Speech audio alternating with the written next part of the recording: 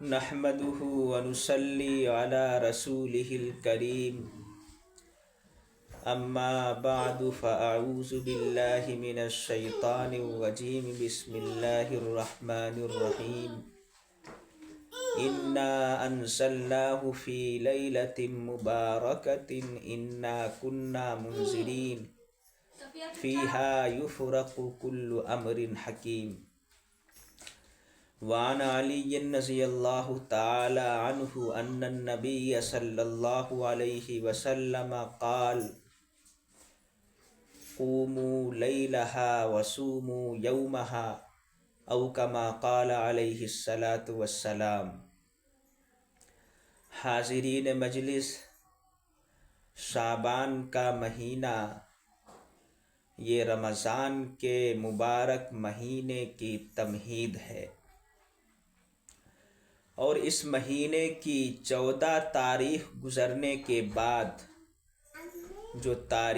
جو رات آتی ہے اس کو شب برات اور لیلۃ الشک بھی کہتے ہیں۔ عربی زبان میں اسے لیلۃ نصف شعبان سے تعبیر کیا جاتا ہے۔ شب برات تو اس لیے کہتے ہیں کہ برات کے معنی ہے بری ہونا، آزاد ہونا۔ جو بندہ خلوص کے ساتھ اس رات میں عبادت کا اہتمام کرتا ہے اور ذکر و اذکار کرتا ہے، گناہوں سے توبہ کرتا ہے، اسے گناہوں سے اور جہنم سے بری کر دیا جاتا ہے۔ اس بنیاد پر اس رات کو شب برات کہتے ہیں۔ حضرت عائشہ صدیقہ رضی اللہ تعالی عنہا سے مروی ہے کہ رسول پاک صلی اللہ علیہ وسلم نے ارشاد فرمایا کہ شب برات میں قبیلہ بنو کلب کی بکریوں کے بالوں کے برابر جہنمیوں کو جہنم سے آزاد کیا جاتا ہے۔ بنو کلب یہ عرب کا وہ مشہور قبیلہ ہے جو بکریاں بہت زیادہ پالا کرتا تھا۔ سب سے زیادہ بکریاں اسی قبیلے کے پاس ہوا کرتی تھیں، اور اتنی زیادہ ہوتی تھیں کہ جب بکریوں کا ریوڑ باہر نکلتا تھا تو 2 پہاڑوں کے درمیان جو خالی حصہ ہے وہ بھر جایا کرتا تھا۔ تو آپ خود ہی اندازہ لگا سکتے ہیں کہ اتنی بکریوں کے جسم پر بال کتنے ہوں گے، ان کو شمار نہیں کیا جا سکتا۔ تو رسول پاک صلی اللہ علیہ وسلم کے ارشاد کا مطلب یہ ہوا کہ شب برات میں بے شمار جہنمیوں کو جہنم سے آزاد کر دیا جاتا ہے۔ اور اس رات کو لیلۃ الشک اس لیے کہتے ہیں کہ شک کے معنی رجسٹر اور دستاویز کے ہیں۔ فرشتے اس رات میں گزرے ہوئے سال کے رجسٹر محل تقدیر میں جمع کرتے ہیں اور آنے والے سال کے رجسٹر وصول کرتے ہیں، جن میں بندوں سے متعلق تمام احوال درج ہوتے ہیں کہ آنے والے سال میں کون پیدا ہوگا، کون انتقال کرے گا، کون زندہ رہے گا، کس کو کتنا رزق دیا جائے گا، کس کے ساتھ کون کیا معاملہ کرے گا۔ یہ تمام تر تفصیلات اس رجسٹر میں درج ہوتی ہیں۔ اس بنیاد پر اس رات کو لیلۃ الشک بھی کہتے ہیں۔ حضرت عائشہ صدیقہ رضی اللہ تعالی عنہا سے مروی ہے کہ رسول پاک صلی اللہ علیہ وسلم نے ارشاد فرمایا کہ شب برات میں آنے والے سال کا بجٹ پیش کیا جاتا ہے، اس لیے میں چاہتا ہوں کہ میرا بجٹ اس حال میں پیش کیا جائے، میرے تعلق سے احوال اس حال میں لکھے جائیں کہ میں روزے سے رہوں۔ شب برات کے تعلق سے ہمارے درمیان 3 طبقے ہیں۔ ایک طبقہ وہ ہے جو افراط کا شکار ہے اور اس کا کہنا یہ ہے کہ شب برات کے تعلق سے بہت کچھ ثابت ہے۔ دوسرا طبقہ وہ ہے جو تفرید کا شکار ہے اور اس کا کہنا یہ ہے کہ شب برات کے تعلق سے کچھ بھی ثابت نہیں۔ اور تیسرا طبقہ وہ ہے جو اعتدال پر قائم ہے اور اس کا کہنا یہ ہے کہ شب برات کے تعلق سے کچھ باتیں ثابت ہیں اور کچھ ثابت نہیں ہیں۔ یعنی شب برات کو اتنی زیادہ اہمیت دینا کہ تمام خرافات کو بھی دین کا حصہ سمجھا جانے لگے، یہ بھی صحیح نہیں۔ اور شب برات کی فضیلت کا انکار کر دینا سرے سے، یہ بھی صحیح نہیں۔ شب برات کی جتنی فضیلت ثابت ہے اتنی ماننا، اور جو خرافات ثابت نہیں ہیں ان کو نکار دینا، اسی کا نام اعتدال ہے۔ تقریباً 17 صحابہ سے شب برات کی فضیلت کے تعلق سے روایات مروی ہیں، اگرچہ ان میں سے بعض روایتیں سند کے اعتبار سے کمزور ہیں، لیکن ان مجموعی روایتوں کے ذریعے سے شب برات کی فضیلت ثابت ہے۔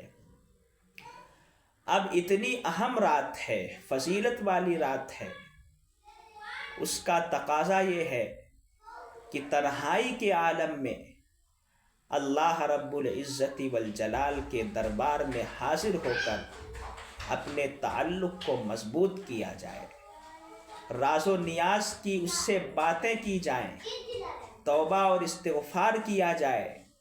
اس لیے اجتماعی طور پر مسجد میں اکٹھا ہو کر عبادت کرنا مکروہ ہے۔ دوسری بات شب برات کے تعلق سے یہ جاننے کی ہے کہ اس رات میں کسی مخصوص نماز کا اہتمام ثابت نہیں ہے۔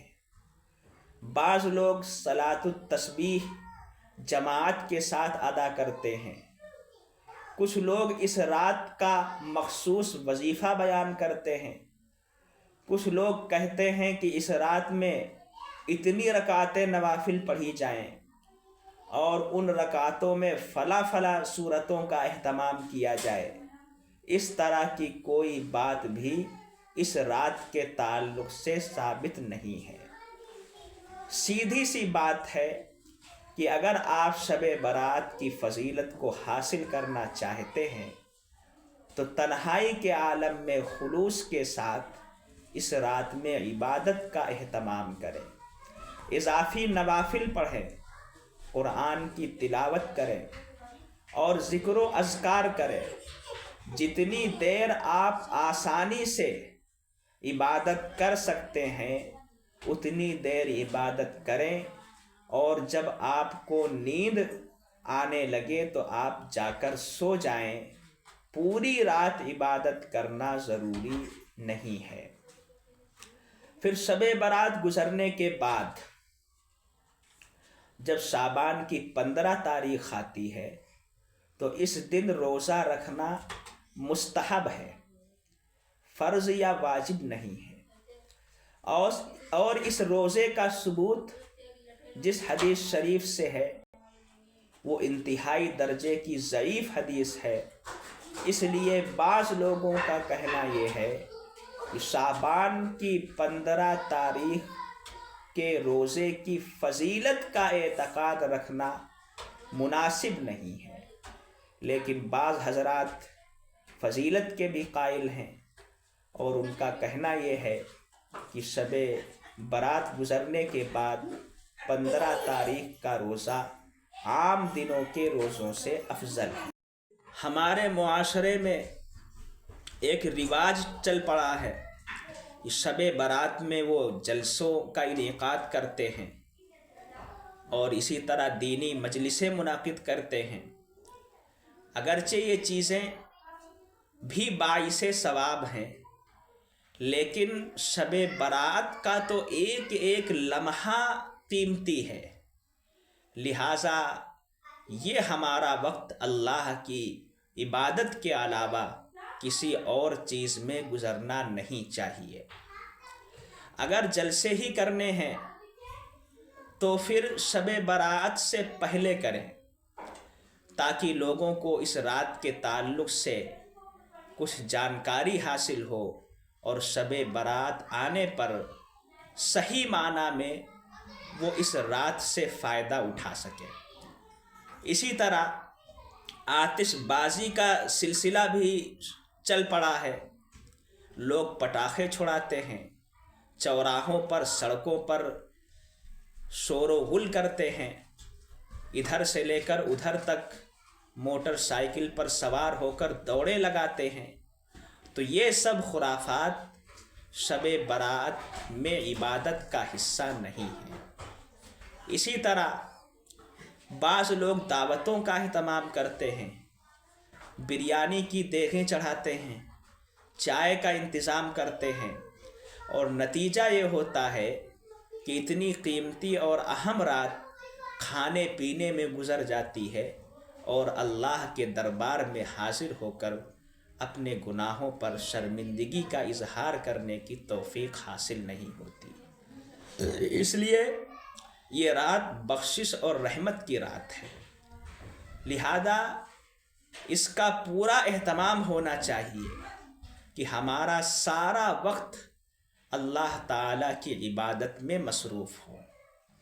حضرت ابو بکر صدیق رضی اللہ تعالیٰ عنہ سے مروی ہے، وہ فرماتے ہیں کہ رسول پاک صلی اللہ علیہ وسلم نے ارشاد فرمایا کہ شب برات میں ایک فرشتہ آسمان دنیا سے اعلان کرتا ہے کہ اللہ فرما رہا ہے کوئی مغفرت طلب کرنے والا جس کی مغفرت کی جائے، ہے کوئی مصیبت زدہ کہ جس کی مصیبت کو دور کیا جائے، ہے کوئی روزی مانگنے والا کہ جس کی روزی میں اضافہ کیا جائے۔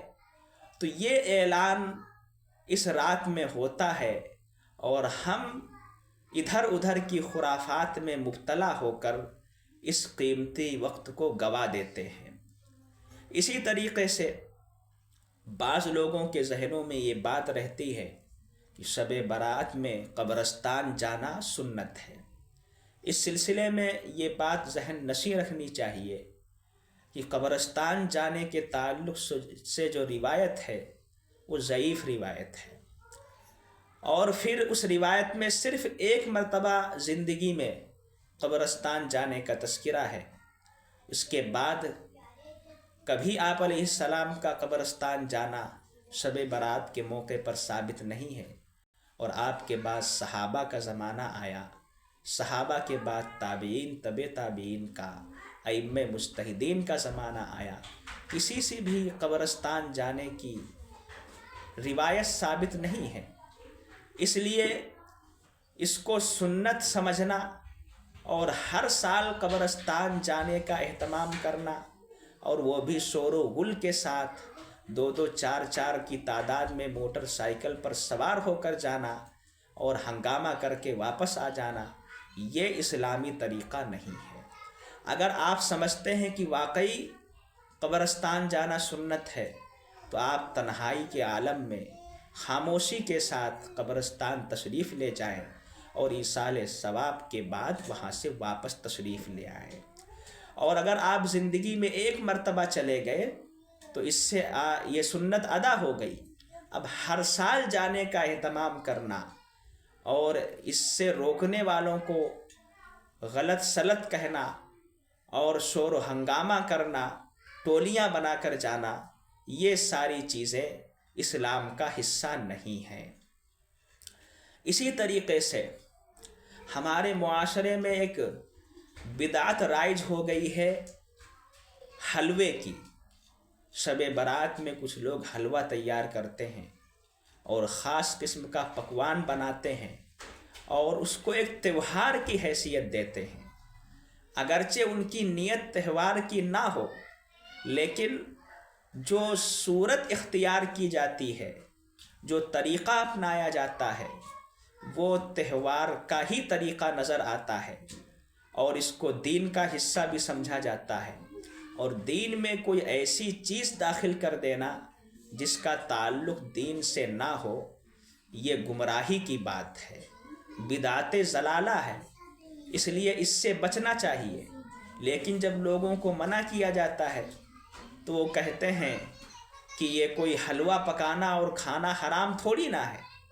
تو ہم بھی کہتے ہیں کہ حلوہ پکانا یا کھانا حرام نہیں ہے، آپ پورے سال جب چاہیں حلوہ پکا سکتے ہیں اور کھا سکتے ہیں، لیکن اس کو شب برات کے ساتھ خاص کر دینا اور فرض و واجب سمجھ لینا اور نہ پکانے والوں کو ملامت زدہ کرنا، ان کے اوپر لعن طعن کرنا، ان کو وہابی کہنا، یہ ساری خرافات مذہب اسلام کا حصہ نہیں ہے۔